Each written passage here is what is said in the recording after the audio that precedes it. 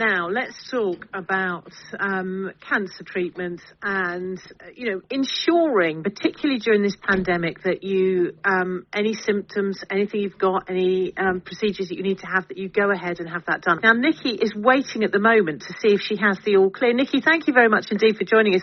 A slightly different story to the one that we've just heard. When did you become aware that there was a problem? Well, obviously I had the letter on the side, like everybody does. I'm a bit nervous. Sorry. I had the letter on the side, and it was early last year, and I started to get these pains. It was in my side, just in my left side, and I thought, oh, it's just my ovaries. You just think it's one of those things, don't you? And because it wasn't all the time, and then I said to my husband, I said, I must book a doctor's appointment, and he's like, oh, yes, you should. And then the COVID-19, obviously, it was all on the news. And I was a bit scared. And I put it off. And the pain got worse and worse. It was just in my left side towards my hip. And it wasn't until June I phoned. And the doctor phoned me back and asked me a few questions. And she really wasn't sure. And she said, right, I need to see you. So I went in the next morning at 8 o'clock. She was at the door waiting for me, took me in the room. I was attempted to do a smear, but she couldn't actually carry the smear out, which was a bit worrying. And she was like, she really wasn't sure. So, because I didn't have the normal symptoms. So she sent me for an ultrasound. So I went for an ultrasound the next week, and she had a look, and she wasn't sure, and she was like, oh, there's no echo, because obviously you get an echo if there's a tumour there. So then I was sent to, because some of the services weren't open, so I was sent to different places. I got sent to Ascot, and to a gynaecologist, and she was going to have a look, and they were talking about my age and thought maybe I was going through the menopause, and she went in to have a look. And she, straight away, after the examination, she sat me down. She said to me, I'm really sorry, but I think you have cancer. So obviously my world fell out from beneath me, and I actually couldn't speak. All I could say was my children, because that's all I could think about was my children. And because of COVID, my husband couldn't come in with me, so he wasn't there. Do you know, just listening to you, and I can so relate to everything. Honestly, you are doing an amazing job of sharing your story, and actually just listening to you and what you say there. And I've done it, and I think a lot of us have done it. You get the letter, and you go, oh no, I don't want to go. It wasn't on my radar. Cancer was not on my radar. That nobody in my family has had cancer. It just wasn't. It wasn't happening to me. I've seen it happen to other people and the devastation, but it wasn't happening to me, And you say as well, you've got teenagers and life becomes busy. You're sort of caught up, because I'm the same as you. I've got teenagers, and you get caught up and you're meeting their demands and you're worrying about them. And sometimes you're at the very bottom list of a long list of priorities for everyone else. Absolutely. The burnt toast. The mum gets the burnt toast. Absolutely. And so you when you got this diagnosis, you obviously flashing through your mind was all those moments, those kind of moments when the letter came and when you could have gone and when you didn't go. And I'm like you, I hate going to the doctors. And you in your head you think, right, it's going to go away. If I ignore it, it will go away. And then it doesn't go away and it gets worse. No, definitely, Obviously, I put it off a few months, and I don't think it would have made that much difference to me, to be honest, because I think it's quite a slow spreading cancer, but, yeah.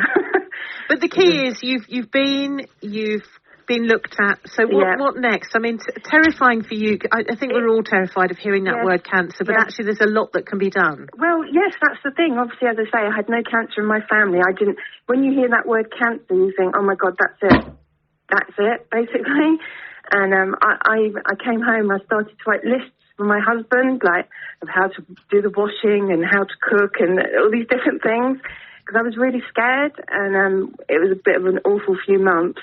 But they obviously sent me for an MRI, and I had they put me to sleep and had a look, and I had a PET CT scan, and eventually in I think it was beginning of September, we went to see the Dr. Franklin, and he said to me, it's curable. And to be honest with you, we nearly fell off the chair because we were just so happy when he said that it was curable and treatable.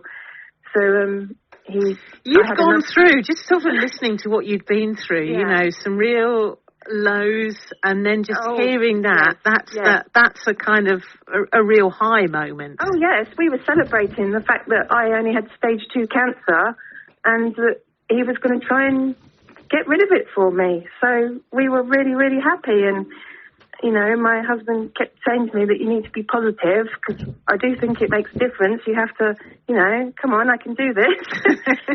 So and then, what was the treatment actually like? I mean, in terms of what you've been through, I mean, it's not anything anyone wants to go through, but actually when your mind is on a positive future, being there for your children, being well again, that must have kept you going. Oh my goodness, absolutely.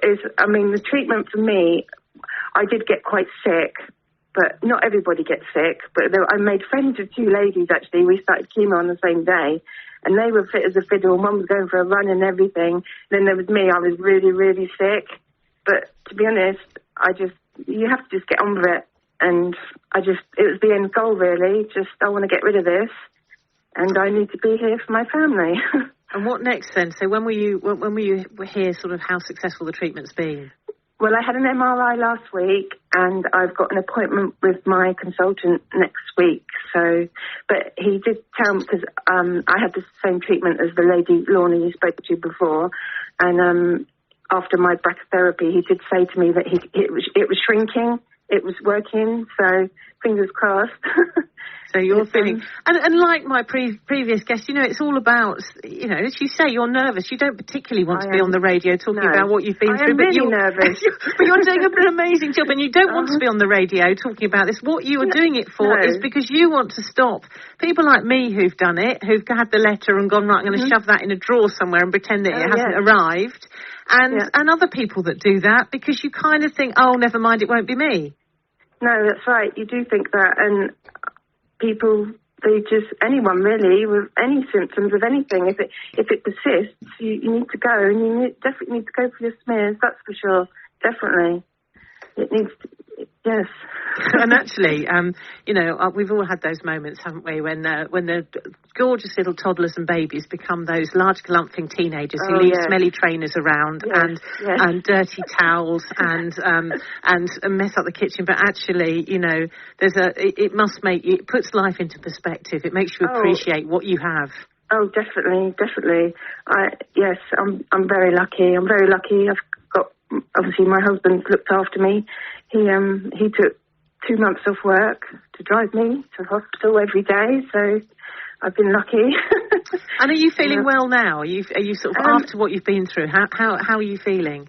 Well, up till Christmas, I still felt nauseous, but come Christmas, I started to feel better, and since then, I just feel back to normal. Really, I just feel like my old self.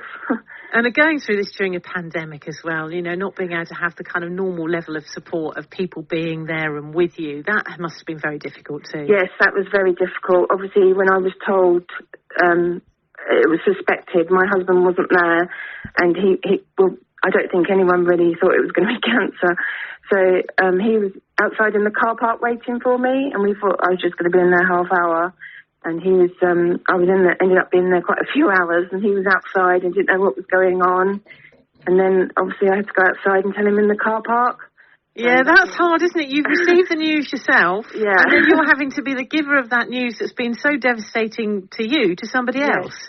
Yes. So, that was very difficult. But the nurse that had been with me the whole time inside, she actually came out with me, and she told him for me, so that was really lovely that she helped me. That she didn't have to do that, but she took me outside to help me through that. So that was really lovely, because obviously she could see how difficult it was, obviously, and with the COVID and yes.